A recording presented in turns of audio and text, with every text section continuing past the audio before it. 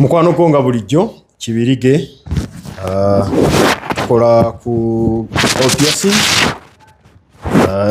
tuyina West Beads tuteekamu obutiiti so ndi wano leero bwensazeewo okulinda bakasitoma bange okyusakyusaamu munnaaye anti omulimu bwe gutyo bwe gubeera so kati nagwe nninze kilayanti wange gwe ngenda oteekamu obutiiti mu kiwatu Kibirige wangi oli busy?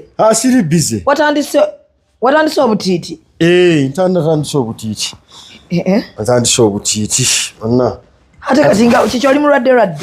Ndi mulamu. Ndi mulamu kati nkolerako wano eno. Era ngenda kusaba gogenda kwebaka wano eno. Mune njagala tukyuse eno tugizze eno.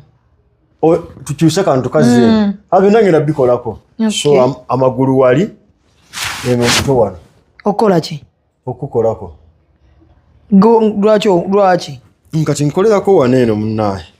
Sembera munnaaye kasoma. Nabayize kati. Kibirige. Wangi? Linda mukko mukwano. Lwaki okolera? Lwaki omuntu aba yeebaka? Ati obubo mu kiwato okulaba nga bumutuuse. Nze saagala butiiti. Oyagala ki? Njagala kunfumita wano. Jangu kati nfumitira wano. Jangu nfumitira wano. Jangu. Kibirige mukwano. Ogenda fumita balala nze togenda kunfumita nga ndeba sawo yimirira. Changu naawe changu. Yera kufumitira wano. Ulubade wa keya nga nyimiridde ne mukaayana. Kati njagala nkuwere wano keya.